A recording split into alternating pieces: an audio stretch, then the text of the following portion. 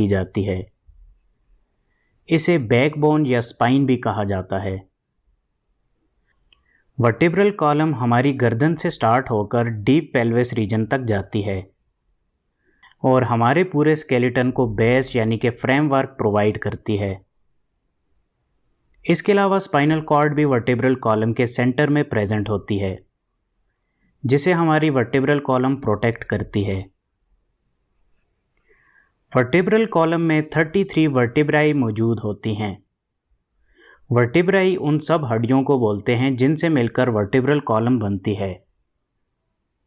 अगर हम vertebral column की एक हड्डी की बात करें तो उसके लिए वर्टिब्रा का वर्ड यूज किया जाता है। चलें अब वर्टिब्रल कॉलम की एनाटॉमी को डिटेल से देखते हैं। वर्टिब्रल कॉलम को 5 सेक्शंस में डिवाइड किया जाता है। सबसे ऊपर वाले रीजन को सर्विकल वर्टिब्राई कहा जाता है। इस रीजन में 7 वर्टिब्राई मौजूद होती हैं जिनको C1 से C7 तक की नंबरिंग दी जाती है। इसके बाद थोरेसिक रीजन में मौजूद वर्टिब्रल कॉलम को थोरेसिक वर्टिब्राई कहा जाता है। इस रीजन में भी 12 वर्टिब्राई मौजूद होती हैं जिन्हें T1 से T12 तक की नंबरिंग दी जाती है। इसके बाद पेट वाले रीजन में मौजूद वर्टिब्रल कॉलम को लंबर वर्टिब्राई कहा जाता है। इस रीजन में 5 वर्टिब्राई मौजूद होती हैं जिन्हें L1 से L5 तक की नंबरिंग दी जाती है। वर्टिब्रल कॉलम में हम जैसे जैसे ऊपर से नीचे को मूव करते हैं तो हर नीचे वाली वर्टिब्रा ऊपर वाली वर्टिब्रा से साइज में बड़ी होती जाती है। लंबर रीजन में मौजूद वर्टिब्राई सबसे बड़ी और मजबूत होती हैं। ऐसा इसलिए होता है कि इस रीजन से पूरी बॉडी को सपोर्ट मिलनी होती है और इन वर्टिब्राई ने अपने ऊपर बॉडी का सारा वजन उठाना होता है। इसके बाद पेल्विस रीजन में मौजूद वर्टिब्रल कॉलम को सैक्रल वर्टिब्राई कहा जाता है।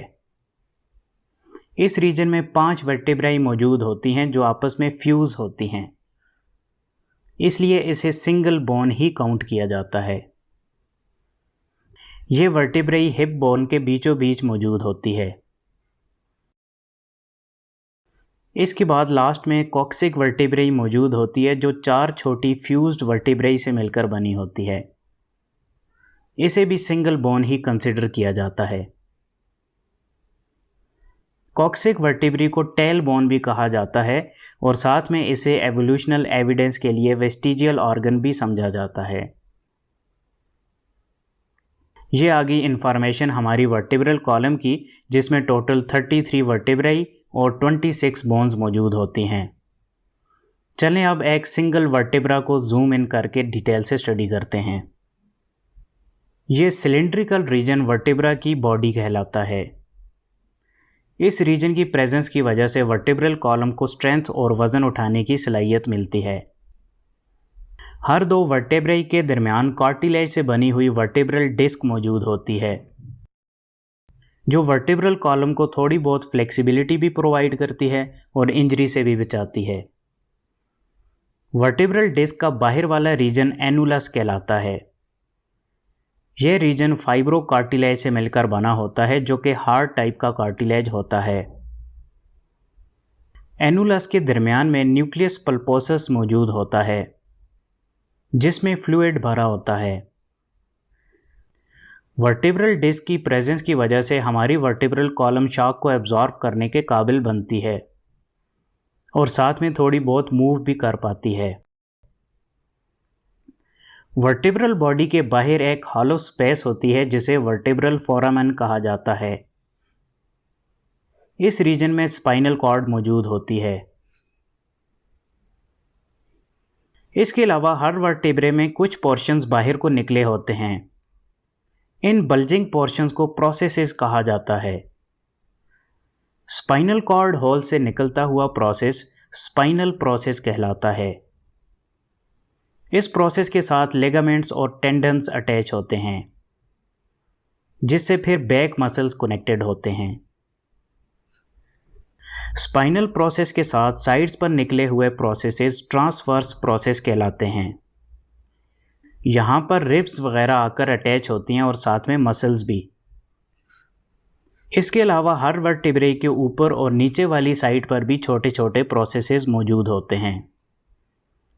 वर्टिब्रा की ऊपर वाली साइड पर मौजूद प्रोसेसेस को सुपीरियर आर्टिकुलर प्रोसेस कहा जाता है और नीचे वाली साइड पर मौजूद प्रोसेस को inferior articular process. In process की हेल्प की वजह से एक वर्टिब्रा दूसरी वर्टिब्रा से अटैच होती है। इसके अलावा जब दो वर्टिब्राई आपस में जुड़ती हैं तो दोनों साइड पर छोटे से होल्स क्रिएट होते हैं। इन होल्स से स्पाइनल नर्व्स बाहर को निकलती हैं। इन होल्स को इंटरवर्टिब्रल फोरामन कहा जाता है। वर्टिब्रल कॉलम की शुरू वाली दो वर्टिब्राई की शेप ज़रा अलग होती है। C1 वर्टिब्रा एटलास कहलाती है और C2 vertebra axis. C2 vertebra में ऊपर को निकला हुआ एक प्रोसेस मौजूद होता है जिसे डेंस कहा जाता है। इस डेंस के अराउंड C1 वर्टिब्रा सारी डायरेक्शंस में मूव कर पाती है और इन्हीं दोनों वर्टिब्राई की प्रेजेंस की वजह से हमारी गर्दन भी सारी डायरेक्शंस में मूव कर पाती है। इन दो वर्टिब्राई के अलावा बाकी सारी वर्टिब्राई में मूवमेंट बहुत कम होती है। होपफुली आपको वीडियो पसंद आई होगी।